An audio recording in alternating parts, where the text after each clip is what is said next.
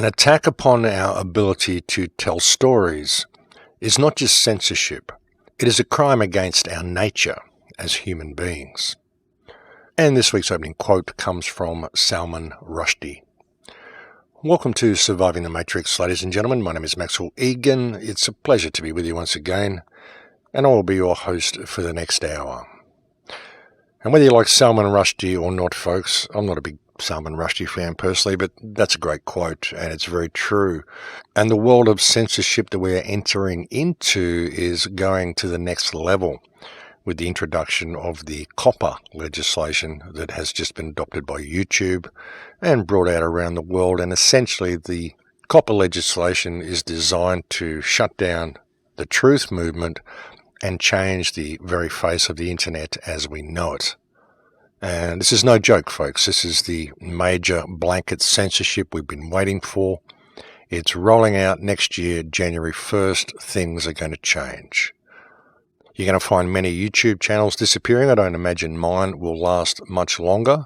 I'm not actually expecting mine to last much past December 10th, when they bring in the new guidelines to say that if your channel is not commercially viable for YouTube, then they may delete the channel at their discretion. And of course, as I've never monetized my channel, I don't have advertising on my channel, I may well get deleted on December the 10th. If not then certainly the channel will be set to disappear early in 2020, I would say. And that's the thing, folks, because when you really look at the scope of the COPPA legislation and the wording of the YouTube guidelines on how to comply with COPPA legislation, what you see is that this is not about separating child content from adult content, and it's not about protecting anybody. It's not even really about censorship and making YouTube family friendly. What it's about is shutting YouTube down altogether. When you look at the wording of the COPPA legislation, it's going to be virtually impossible to upload any videos to YouTube, and if you do upload videos to YouTube, then no one's going to be able to see them or even find them if they wanted to see them.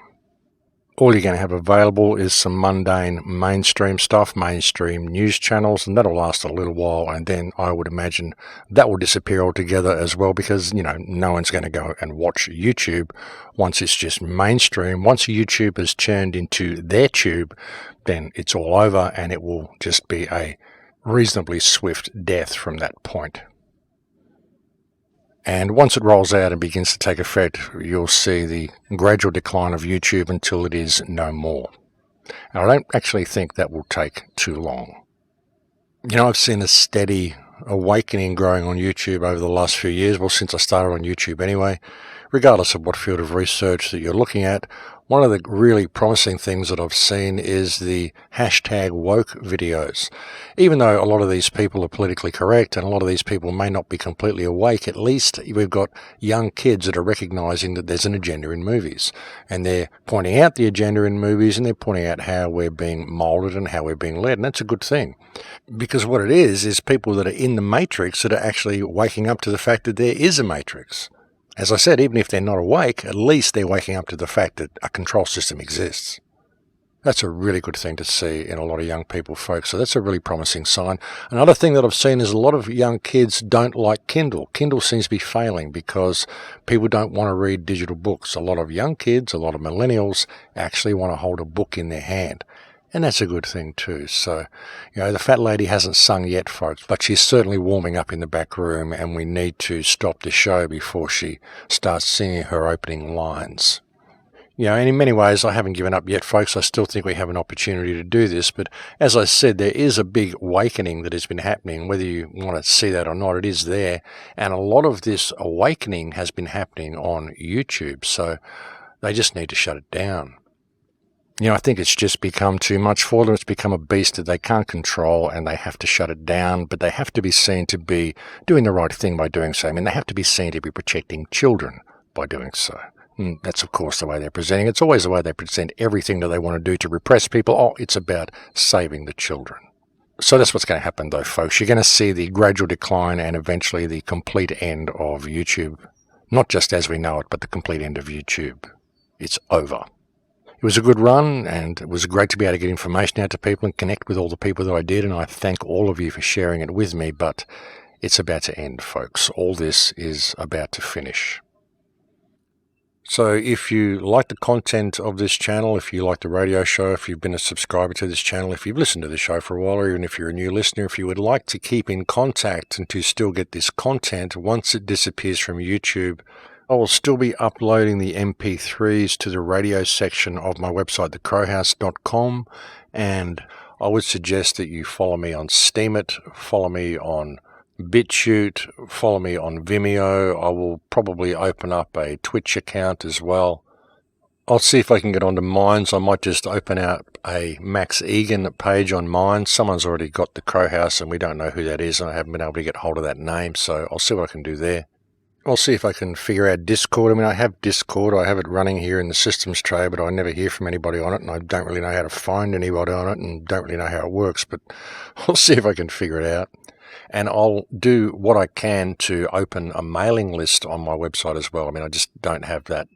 I've never really been able to figure out how to create one, but I'll try to figure out how to create a mailing list so you can sign up to that as well. And if my channel does get shut down, I mean, I might even just open up another YouTube channel and not even put videos on there, just put audio content on there with a still image and get the message out that way. But if it all comes to the wire and I'm not even able to do that, then you will still be able to listen to me on American Voice Radio, and I will probably open up an account on Spotify or something, and I'll simply continue to deliver the message as an audio clip every week. Perhaps even every day. I may even step up the pace if it just gets back down to audio and I'm not able to create video content. But either way, I'll continue getting the message out. I'm not going to back down. I do intend to keep going until I'm stopped or the wheels fall off. But the thing is, it's deeper than the truth movement as well. It's far deeper than just silencing the resistance. There are a lot of people on YouTube, a lot of creators on YouTube who make videos that aren't part of the truth movement, aren't part of the resistance. They simply make videos. This is simply their career. They've got monetized accounts. They make their income from YouTube. A lot of people have put a lot of time, a lot of effort into building their channels up, and they make good income, a lot of these young kids. They've done well for themselves. And they don't care, folks. They don't care if you spent 15 years building up a career for yourself since YouTube started. No regard for the last 15 years of your life at all. They're just going to shut you down. And this is a way of YouTube or the government of getting these people out of working for themselves, out of any type of entrepreneurial situation, and back into the workforce, back in there with nose to the grindstone, doing the job, working for a boss, and not having any control over their own lives. So it gets people back into the system, gets them back into the banking system, gets them back into compliance with the slave job model that they wish to promote and maintain, the type of slave job model that they're running in China.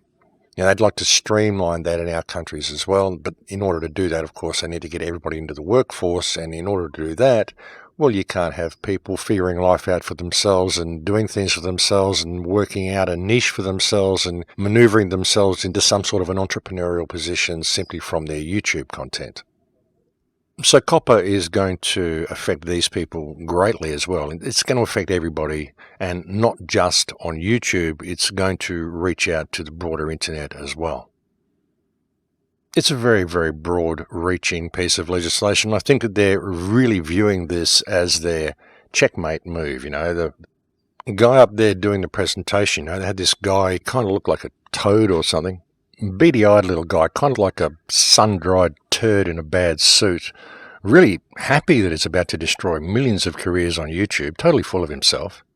And he was saying, hey, this is what we're doing, and it's all great, and it's going to affect a lot of content creators and discourage a lot of people from uploading content, and you can thank me later and all this sort of stuff, But it's really going to affect a lot of people, and it's imperative that people look into this and start taking the steps they need to take to ensure that people can still find them on the internet, and that people can still get access to their content if they're going to produce any more content. And there's been many people posting videos about the COPPA legislation, what it's going to do. They're finding people $42,000 per video if they decide the video has been made for children, and the guidelines that they're using for this are ridiculous. Like, if you've got any animations in your videos, they could say it's for children, or it appeals to children. If you've got bright colours on your videos, if you've got a bright thumbnail, I mean, anything, folks. If you've got any music in your video, anything they can use, folks, they can go through, even if you set your channel to be definitely not making videos for children, they can go through and determine that some of your videos may appeal to children, and they can change the settings themselves and then send you a $42,000 fine per video. And as I said, folks, the guidelines are so incredibly vague. I mean, they class a child as anybody up to 13 years old, and they say that any content that may appeal to someone below 13 years old may be seen as content that appeals to children, and you should mark your video appropriately. But what does that include? Does that include all the talks that we've done on ancient history and all this sort of stuff? I mean, they learn history at school. So is that content that's made for children? But it doesn't actually have to be made for children specifically. All it needs to do is to be something that may appeal to children. And of course, only YouTube can determine that. And of course, you could get around this. You can get around this and put yourself in a position where they won't be able to do that, and you won't be marking your videos wrong by just setting your whole channel to say it's for children. But if you do that, then all features on videos will be removed. People won't be able to comment. They won't be able to click the notification bell. There won't be any end screens, and it will not come up in searches. So essentially, they will not be able to find your channel or your videos. And then, of course, if your video isn't for children, but you've simply marked it as being for children so that you can get around the COPPA guidelines, and of course, they can fine you for targeting children with adult content. And bear in mind that that is even though your video will not come up in searches, and neither will your channel. I mean, fining you $42,000 simply because there's content in your video that YouTube believes may appeal to children. What if you're someone who makes trail bike videos? What if you're someone who does jumps on trail bikes and that sort of stuff, and you post your videos on YouTube? These are adults doing adult things, but you might find that someone who's 13 years of age thinks that it's pretty cool to go and look at this video. So therefore, it's something that may appeal to children, but you didn't mark it as such, so you get fined $42,000 per video. What if you make fishing videos and some 13-year-old thinks it might be interesting to look at fishing? You get fined $42,000 per video.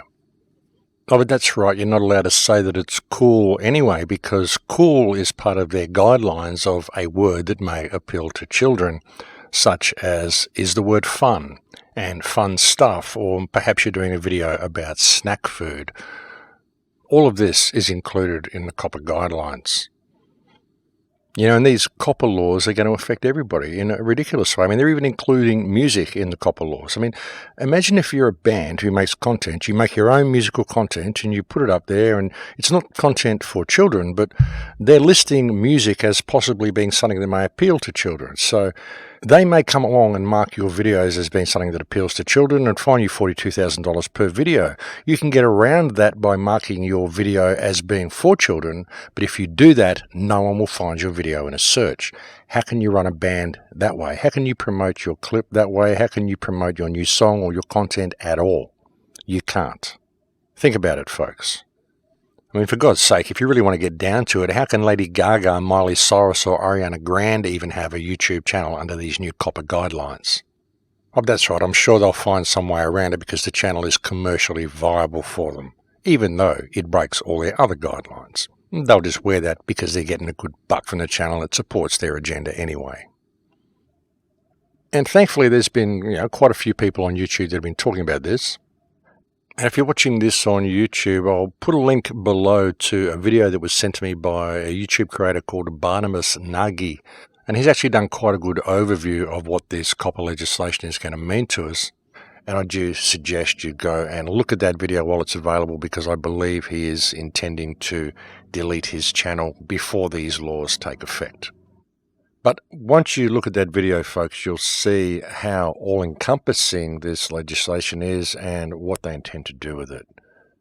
And he has done quite a good job with that video. He's kind of put it all in a nutshell, so I do recommend you go look at it, because if you are someone who is a creator on YouTube, or even if you watch YouTube, then this affects you. Indeed, if you are even someone who uses the internet, this affects you. And as I said, folks, this is going to be all-encompassing legislation, and they're kind of seeing it as their big checkmate move. So what this is about, as I said, is shutting down YouTube and shutting down a lot of the internet. A lot of the websites as well are going to be affected by this. And you're going to find a lot of people self-censoring their channels and self-censoring their videos. There's even certain truth channels such as Barnabas Nagy who are saying that they intend to delete their channels before January 1st, simply because YouTube may well go back, or the FTC may well go back through old videos of theirs and mark some of them as possibly being something that could appeal to children, fine you $42,000 per item, and thus grab you, put you in jail or whatever, shut you down completely. That's what it's all about, folks. This COPPA legislation is not designed to protect children.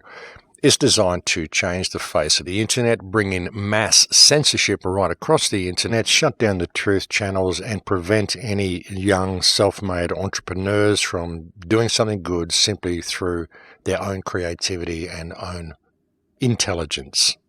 And as I said, it's not to protect children. They're simply creating an environment where it's not going to be possible for anybody to express their opinion or promote their work, well, at least not in any type of video format. That's the plan, folks. It's all about control. Disable the careers of any YouTube entrepreneurs.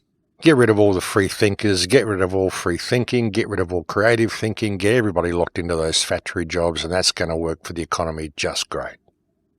And how many people do you think will be able to pay a fine if they get a fine for $42,000 per video? And when they've all disappeared off YouTube and they can't pay their fines, then ask yourself who's going to end up in all of these FEMA camps.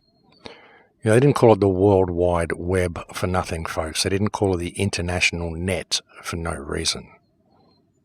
And as I said, it isn't just about shutting down the truth community. It's about shutting down intelligence, about shutting down creativity, about shutting down anybody who can think for themselves, anybody who can create content for themselves, anyone with that streak of entrepreneurism in them. It's about getting rid of all these people and getting them all back into the workforce. And as I said, you're going to find a lot of people self-censoring in order to protect themselves from this legislation. As for myself, well, I've gone through my channel settings, I've gone into the video studio settings, and I've changed my channel so that the whole channel is set to say that it's not for children.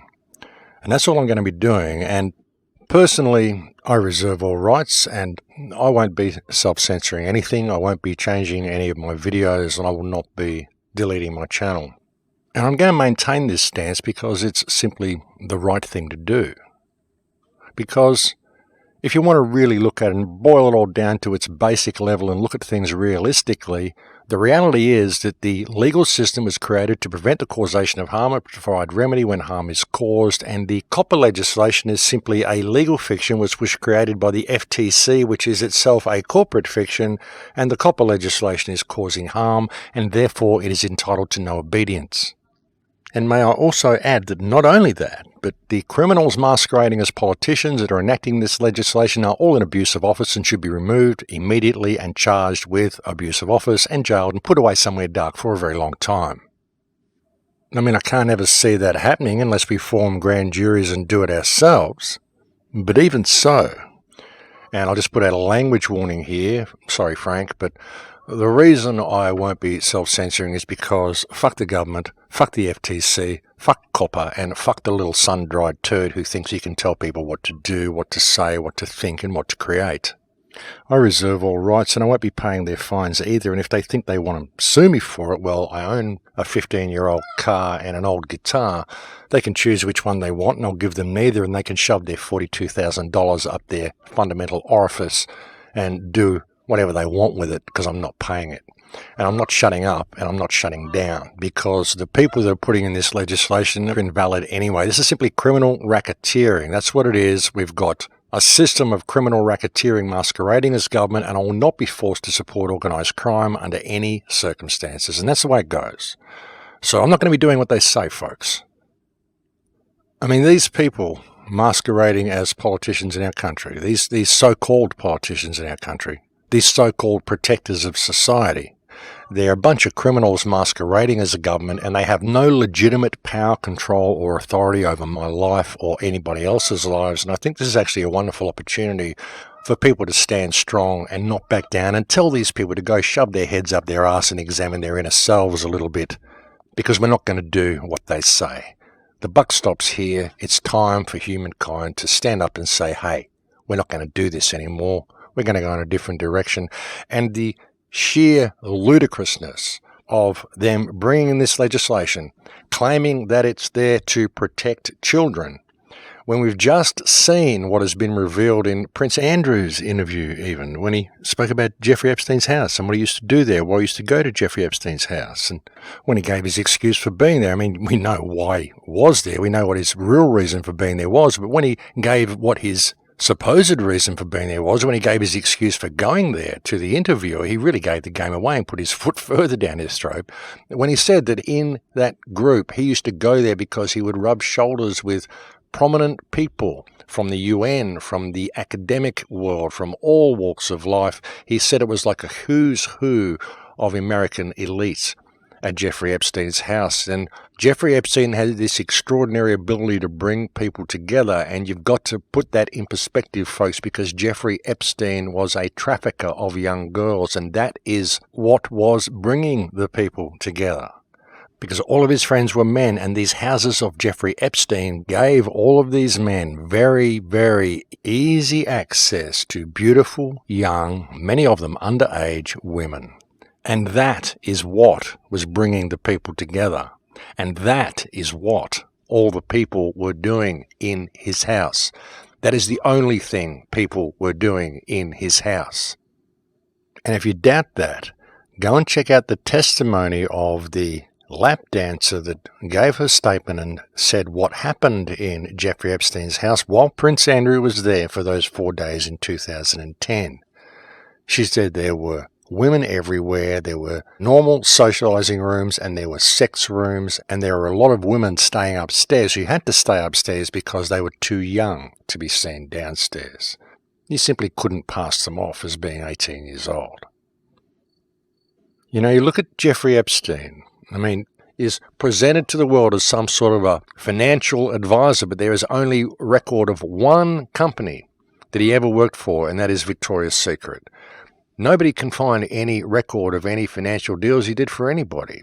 What he did was he blackmailed prominent people, and he helped run the worldwide ring of child traffickers and pedophiles that are masquerading as government. And this is the people who are bringing this legislation. And we need to identify that fact, and we need to stand tall and realize that this legislation is not there to protect children. It's putting in place to endanger children, because this legislation is going to prevent people from speaking the truth and speaking their minds, and this is not acceptable. It's time to say no and to realize that these governments are invalid criminal institutions consisted of pedophiles who indulge in criminal racketeering, and it's time to say enough is enough. I mean, just look at what has been revealed by this Epstein case, and look at what was revealed in the subtext of Prince Andrew's interview. Go and look at that. Go and have a look at Prince Andrew's interview and let that really sink in, folks. These are the people who are creating this COPPA legislation. And you might be thinking, no, well, COPPA's got nothing to do with Prince Andrew. But no, folks, it's all the one gang. It's all the one thing. Look at what was revealed with Epstein. The whole political system is part of this, folks. All of it. And truly, are we going to let them silence this simply because they wrote some bullshit down on paper and dared to call it law? Seriously? Is that how the world works? What, a bunch of pedophiles and criminal racketeers can write down on paper that we can't talk about them, and we can't expose them, and we can't hold them accountable for their crimes? And we're just going to comply with it? Really? Is that what we've become? Is that what the human race has been reduced to? Think about it, folks. This is your freedom that's at stake here, and you need to think about this. And like I said, folks, I'm not going to back down, and I'm not going to pay their fine. The COPPA legislation is a legal fiction. It has nothing to do with living people, and if they think that it does, well, they're going to have to murder me in my lounge room simply because I created YouTube content that they don't like. Because I'm not going to be quiet. I'm not going to pay their fines. I'm not going to allow them to put me in a cage. I reserve all rights, and I am not going to do what they say. And think about all of this, folks. I mean, think about it. Think about how much this is going to affect your life. This is changing the internet as we know it. And then ask yourself what the whole impeachment fiasco is all about. Ask yourself, what is the difference between left and right in the political system? Because, hey, all you Trump supporters, well, look what's rolling out on Trump's watch. And just realize that the whole political game is simply that. It's a game. It's theatre for the masses, folks. There's no difference between any of these people. Even if you think Trump is in there doing the right thing and going into bat for the truth movement and all this sort of stuff, he could simply just go in there and say the truth. He could simply go in there and create a speech like this radio show and simply call out the truth for what it is. I haven't seen him do that in the last 3 or 4 years. All these sealed indictments and the Q-tubers and waiting for Hillary Clinton to get arrested. I mean, there's even people trying to talk Hillary Clinton into running for the next election, for God's sake. She should be in jail. Just the fact that Hillary Clinton is not in jail, just the fact that she would even be considered to be able to run for office. I mean, this woman is a career criminal, a complete career criminal. Just go and search for Clinton body count to find out how much of a criminal this family is. Have a look at the stuff that Bill Clinton's been involved in with Jeffrey Epstein and all that sort of stuff. And I believe Hillary actually was involved with Jeffrey Epstein as well. She may have even gone to his island. I can't confirm that offhand, but I think there's something in my mind that recalls some report of Hillary Clinton actually maybe going to the island once as well. So, all these people are involved. But just the fact that Hillary Clinton is not only not in jail, but is in a position where she could even run for the position of US president shows you that there is nothing sane or workable or even valid about the entire US political system any more than any other country. Just the fact that this career criminal has an opportunity to run for president, it shows that it's all a big farce, folks. That completely destroys any credibility that anyone once may have thought existed within the US legal system, the US political system, the US financial system, the media, any of it. And now we're going to let them just shut us down because they wrote this bullshit on paper? Are we serious? I said at the start of the year we were in for a really big year this year. I said after the Christchurch shooting that this is going to be used to introduce blanket censorship, and here it's all rolling out now.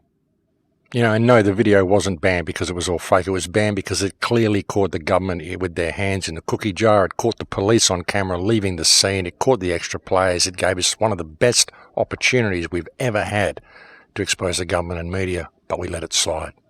Nobody wanted to follow it up. But it's still out there. And there's other things out there that expose them too. This whole Epstein thing has really blown the lid off the entire system, and it's not over yet, because the level of corruption that we can now very firmly prove exists within this political and academic and entire system can no longer be denied. All the people that have claimed the world is run by a group of pedophile elites have now been proven right, and nobody can deny that fact. The only people who are still in denial of that fact are people who still want to think politically correctly, people who are still in some sort of a state of cognitive dissonance, people who don't really want to look at the depth and scope of what has actually been revealed through the whole Epstein case. Now, people are up in arms about Prince Andrew because he had Jeffrey Epstein as a friend for so long, and Jeffrey Epstein was a procurer of young underage women. But what about Prince Charles, whose best friend for many years was Jimmy Savile, who wasn't a procurer of young underage women? He was a pedophile and a rapist of little children and a necrophiliac. Got a job working in the morgue as a volunteer, and everyone said what a wonderful guy he was, trying to help out the morgue, doing what he can to help people in their last rites and get him into the ground and buried safely. No, it wasn't that at all, folks. It's because he liked having sex with dead bodies in the morgue. This was a disc jockey who was always around children, and this was a guy who was Prince Charles' best friend for decades. Think about that one. Think about what's really going on with the royal family, folks, and think why they have acted so quickly to push Andrew to the side and to distance themselves from Andrew and make him appear as if he is the black sheep in the family. And this is just a one-off thing. And look at Andrew's speech where he said, "I let the side down." How did he let the side down? He got sloppy and he got caught. That's how he let the side down. And when they asked him about, what were you thinking when you actually went there in 2010? His response was, that is the part that I kick myself for on a daily basis, and he had a little chuckle while he said it. Didn't care at all. It was all about him. Oh, looks, I just did the wrong thing. I let the cat out of the bag and I kicked myself for it. That's what that was all about, folks. He was squirming and lying through his teeth every moment of that interview. Every time he said yes to any question, he was shaking his head as if to say no. His body language reeked of untruth. And this is why the royal family is doing what they can. They have to appear like, oh, yep, we're on the side of the people. We're disgusted by this as much as you, and so we're doing what we can to distance ourselves from him because we're not like this and we're ashamed to have this sort of a person in our family. When the true reality is that it's not just Prince Andrew that is involved in this. It goes very, very deep and it is systemic. And even if you go and look, folks, you'll find a report of one time when Queen Elizabeth went on a picnic and apparently 10 children went missing during the picnic. I can't confirm that, but I remember reading about it somewhere. But there's been so much come to light about this rampant pedophilia that exists within the political system and the government system and the police system and the entire system, the academic system, the church system, everywhere. There's been so much come out lately, folks, and we've been trying to wake people up to the fact that this is happening because it's the only way we're going to stop it happening if we can shine some light on this. And now this has all been confirmed, not only by the fact that Epstein's been arrested, but by Prince Andrew's interview. It just confirmed everything for us. And if you haven't looked at the Prince Andrew interview, I urge you to go and watch the full interview, look at the body language, and listen to the subtext. Because he really does give the entire game away. Like I said on last week's show, folks, he didn't just put his foot in his mouth. He seemed to be going to an enormous amount of effort to stick the entirety of both legs down his throat. He really gave the game away to such an extraordinary degree. And that's just how thick and how pompous and how sociopathic and sure of himself and how naive Prince Andrew really is. I mean, if people had any doubt that the royal family is a little bit inbred, I think the mentality of Prince Andrew may go a long way to suggest that the people making those claims are actually quite correct. I mean, he certainly is a bad liar anyway, and his responses were so naive, so incredibly stupid, that it boggles the imagination that this interview actually went ahead at all. And if there's really any doubt of how incredibly thick and unconscious and totally disconnected from reality Prince Andrew is, I believe that after the interview, he actually showed the interviewer and the cameraman a little bit around the palace and commented that he felt the interview had actually gone quite well and was really seriously believing, even at the end of it, that it was going to pull him out of the quagmire that he's in when all it did was absolutely condemn him in every way possible. That's how thick Andrew really is. And I don't know, folks, but that's a pretty high level of stupidity. And we were told that it was sanctioned by the Queen, but I've since heard that it wasn't sanctioned by the Queen. He simply told the Queen that he was going to deal with the situation, but he didn't quite give any details, and the interview went ahead and was published before the Queen actually knew about it. And that's interesting as well. It just shows how stupid the man actually is, because there is so much revealed in that interview. And again, folks, please do go and look at it and pay close attention to the subtext and what is revealed in his offhand statements, because there's really some golden nuggets of information in there. In fact, Prince Andrew's interview, coupled with what we do know about Jeffrey Epstein, has the potential to bring down the entire royal family and expose the entire system wide open for what it is, which of course is why we are seeing things such as this COPPA legislation being introduced so quickly and rolled out now. But I think we have reached break time here, folks, so I'll leave it there for now and we'll go and have a break. Thank you for joining me on the air today. It's always a pleasure to have your company, and I'll be back to speak to you again in a few minutes. Don't go away, because there's plenty more to come, and I'm sorry I'm giving you such dark information today, but it's simply information that needs to be discussed. So I'll be back to talk about it a little bit more in a few minutes. And welcome back, ladies and gentlemen.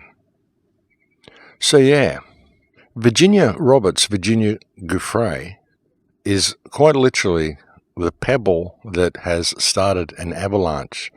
And she may not have realized it, but this woman coming forward the way she has literally has the potential to bring down the entire system. I mean, she thought she was just exposing Jeffrey Epstein and Prince Andrew for having been involved in some sordid activities with a lot of young teenage girls. But that was until Prince Andrew's interview. I mean, Prince Andrew's interview has literally taken this entire Epstein saga to a whole new level because he revealed so much in that interview. There is just no way Andrew should have been allowed to give that interview because he gave us the whole thing on a silver platter. All you've got to do is listen to his subtext. The entire network of pedophiles is going to be exposed through this if people are relentless enough about it, if people dig deep enough and don't buy into the media distraction. And there really is a huge level of distraction in all of this, because you really need to understand that the network that Epstein was part of is very, very deep. You look at who's in his address book. You've got people like Kevin Spacey. You've got all sorts of Hollywood celebrities. Big news executives will be involved in this as well. Major media corporations will be involved in this. So it's in their best interest to keep the people focused on Andrew and not look deeper and not look at the wider network. The enormous focus just on Prince Andrew is happening for a reason, ladies and gentlemen. They don't want you to look a little deeper. They don't want you to look at the rest of the royal family and what they may be up to. They really want to keep you distracted and think it's all about something else. I mean, even recently, just the other day, I saw an article that said 10 dark secrets of the royal family, 10 scandals they would rather didn't exist, they wanted to cover up. And it was minuscule little things, tiny little things, about one of the kings having an affair and all this sort of stuff. I mean, just silly stuff.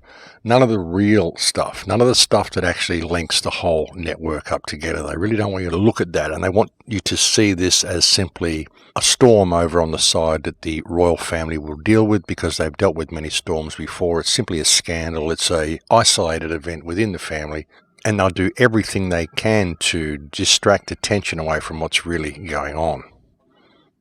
So they're going to be quite prepared to throw Prince Andrew under the bus through all this. I mean, it's really the only hope they've got of putting the lid back on the Pandora's box that this is open, but I really don't think they're going to be able to. A lot of other heads will roll. There's a lot of people that are still going to come to the foreground in all this because there's a lot of Epstein's associates that are going to come to light. But again, we've got to see how the spin's going to go. The spin's going to play it. It's going to focus on certain people. You already see Kevin Spacey and people that we already know that have had convictions and this sort of stuff. But they probably won't sort of talk about Tony Blair if they can help it. They probably won't talk about Alan Dershowitz if they can help it. And so many other people that were involved in all of this as well. They'll attempt to spin it as just being a royal scandal. A scandal with some bankers and some politicians and some Hollywood people, but they'll always stick to the word scandal. They won't look at it as a crime when a crime is what it was. And even to put that in perspective, I mean, with Prince Andrew and Virginia Roberts, I mean, I don't condemn Prince Andrew for having sex with a 17-year-old. It doesn't matter how old he is. 17 is the age of consent. I mean, 16 is the age of consent here. It's quite fine for an elderly gentleman to have sex with a 17-year-old if it is consensual sex. Doesn't matter how you feel about it, that's just the way it is. That's why it's the age of consent. What I do have a problem with is the fact that Virginia Roberts was forced to have sex with Prince Andrew. She went to the meeting very likely thinking she was just going to meet Prince Andrew and then got told to do for Prince Andrew what she does for Jeffrey. And this is essentially being forced into it. It's essentially being trafficked. And that's what I have a problem with. It's not the fact that he broke the law by having sex with a 17-year-old. That is not against the law. What is against the law is trafficking other human beings and being involved in people who are trafficking other human beings. So we need to put this in perspective as well. And even with Jeffrey Epstein, there's no real indication that there was pedophilia involved. There was simply underage girls involved, very young women. But I don't know if children were involved. I mean, small children. I mean, they could well have been. We just don't know yet. I mean, we know that 12 or 14-year-olds are possibly involved, and that's definitely children, but I mean small children. We don't quite know about that yet in regard to Jeffrey Epstein or the island or Prince Andrew. However, that sort of carry-on has most definitely been linked to the Jimmy Savile and Prince Charles barrels. So I think they're all involved in this, folks, but when I've been condemning Prince Andrew for the crimes he's committed, I just want to clarify this with people, because people have been saying, well, having sex with a 17-year-old isn't a crime. Well, no, it isn't. And that's not what I'm condemning him for. But even though having sex with a 17-year-old is not a crime, having sex with a trafficked 17-year-old is certainly a crime. And as I said, being involved with someone who's trafficking young women is certainly a crime. So we need to put all of this into perspective, folks. But there certainly is a great deal more to discover in the Epstein case.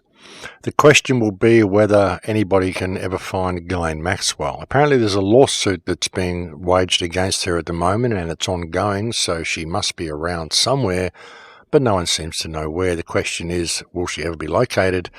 And I kind of wonder whether she will.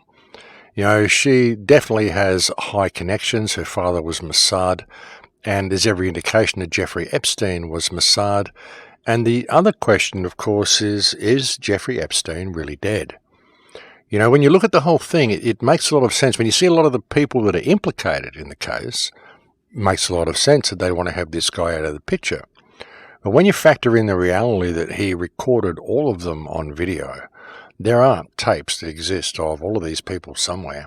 Apparently a guy in Russia called David Mark Duggan, I believe, may have some of these tapes, but that aside, these tapes must exist somewhere. So when you factor all that in, you consider the legal meetings that Epstein had before his apparent suicide, and the fact that all of his finances have been refunneled and rechanneled, and his will was remade, so that all of his money and all his wealth is being funneled somewhere and nobody really knows where. And there's all these sex tapes out there that got all this dirt on all these people that could well surface one day. Well, would it be better to kill Epstein, or would it be better to just get him out of there? Because perhaps Epstein had set up someone like Ghislaine Maxwell to say, well, if I do actually die, or if you see that I've been suicided in the newspapers and I do not show up at this address the next day, then please release all those tapes. The fact that none of these tapes have surfaced could be something of an indication that Jeffrey Epstein could still well be alive. We just don't know. He could be secreted somewhere. It's an interesting thing, but there's a lot more to discover in this case yet. The possibilities are almost endless. But getting back onto the topic, when you look at COPPA, you look at the broad level of censorship it's going to introduce, you can't help ponder and reflect that in many ways we brought this upon ourselves. I mean, realistically, journalism within the mainstream media, real journalism within the mainstream media, is long since dead. And the only real journalism you'll find in the world today, where you'll find people that are actually prepared to speak the truth with no frills and no spin, is in the independent media and on YouTube. And it's no wonder that they're doing this now because of the year they've had. I mean, look at the year we've had, folks. We've almost got them with their backs to the wall, really, through the research that we've been doing. There's been so much information coming out on YouTube. All the information about ancient history. We nearly got them with Christchurch, with the Christchurch shooting. If enough people had picked up on that, the fact that the extra players were there on the video, we could have brought the whole system down. And independent researchers have been causing a lot of damage to the system, especially on YouTube, so they need to shut YouTube down. Most especially now that all of this pedophile stuff's being revealed. Now that Epstein's been revealed, the stuff that people can find, people got people like Jeff Berwick and Luke Radowski actually sneaking onto Epstein's island and posting videos like that. You have kids watching this, 13-year-olds are going to want to go and see that. So, we're getting the information out to people, so they need to shut us down, and that's what all this is about. And what the COPPA legislation is going to do is it's going to protect this pedophile ring, and that is why we must not comply with the COPPA legislation. Even if they shut our YouTube channels down, fine, shut them down. We'll go to another platform. We won't stop putting our message out, and we won't pay your fines because your fines are being imposed on us by the FTC and COPPA. What's FTC? Who's the FTC? Bring the FTC here so I can have a conversation with the FTC. Oh, that's right, I can't, because the FTC is a corporation. Therefore, it's a dead entity, and I'm sorry, but I don't speak to the dead. Do you know anybody who can have a conversation with a corpse? If there is no injured party and the accuser cannot come and face me, then I've got no comment, I've got nothing to say, and I reserve all rights and you can go away. I don't speak to the dead. It's as simple as that, and that's the attitude everybody needs to have, folks. Now, this is the time that we need to stand up, because all of the work we've done in the so-called truth community up to this point, this has all simply been training for the real battle, the real event, because the real event actually starts now. The battle is just beginning. Everything that we've done up to this point has simply been a preparation for this point. We're about to enter into the fray now. So now is the time people have to put all the information that they've learned and everything that they believe in and all of this stuff, they've got to put it into practice now. Because now's the time that they can make a difference. And now's the time that they have to. Now's the time they've got the choice. Will you stand on your feet and make a difference, or will you live the rest of your life on your knees?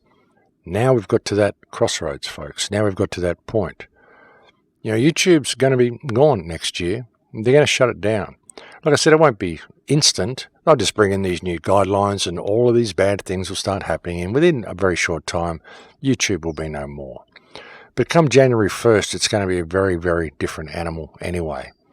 So it's time for people to pay attention. It's time for people to make a stand. Yeah, and that's the opportunity that all this provides for us. There's opportunity in all crisis, and that's what this crisis is doing.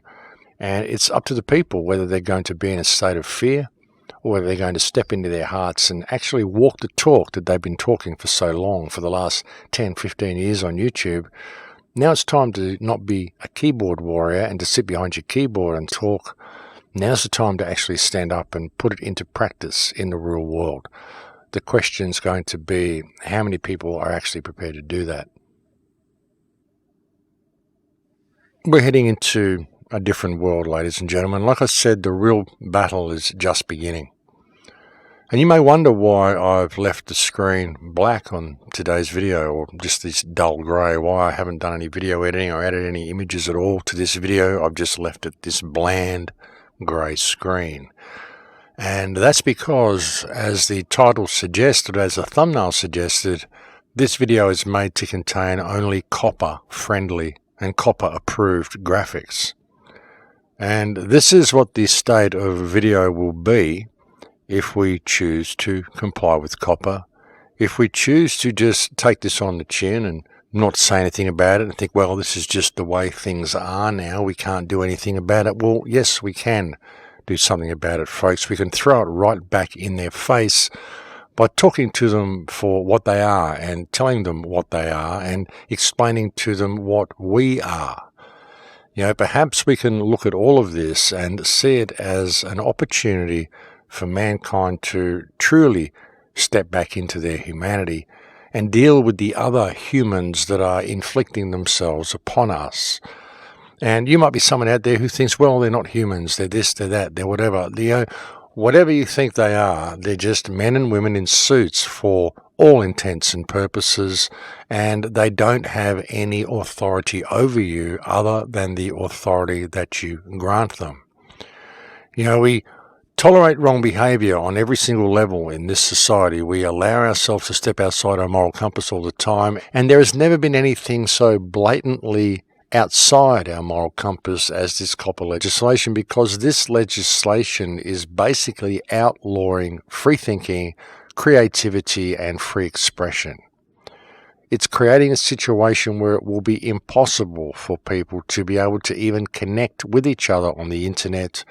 The internet was all about connection. It was all about information. It was all about creating a worldwide community, and it's shifting away from that, and it's destroying all of the community that's been created, and it's simply becoming about surveillance and control and nothing else. Economics, surveillance, and control. And the only information you're going to be able to share will be in text messages and Instagram and controlled social media and websites that have to be child approved that nobody will be able to find. And they are revamping the internet and removing all free expression on the internet under the guise of helping children. And think about it, folks, when we're not able to report crimes, we're not able to look at stuff that we observe in our society and share it with other people, when we're not able to share our own self-expression and we can't simply make a video and put it on YouTube, what is the point of even having the internet? If we're not able to use it to share information and connect with each other, then what's it for? And as I've said, folks, what it was for was because it's a web, it's a trap, it's a net. What it was about was corralling people, gathering data on people, finding out everything you can about people, and then dividing them and separating them and finding the ones that aren't that easy to control, and then creating a situation where you will simply be able to tell these people that, hey, guess what? You've broken the law because we just wrote this new legislation and now you owe us $42,000 per offence, so you owe us $500,000 for all this stuff that you did 10 years prior that was legal up until yesterday, but now it's not. So we're just going to have to take you away and put you into this prison and lock you up because we just changed the rules halfway through the show in order to protect the children. That's what it's always been about, folks. That's what this has always been leading to. And, we can't say we haven't seen this coming. You can't say that there hasn't been a lot of people warning you about this. I mean, I've certainly been warning you about this sort of thing happening for a long time. But I think that really the most important thing to realize through all this is what I said earlier, that this is actually the beginning of the battle right now.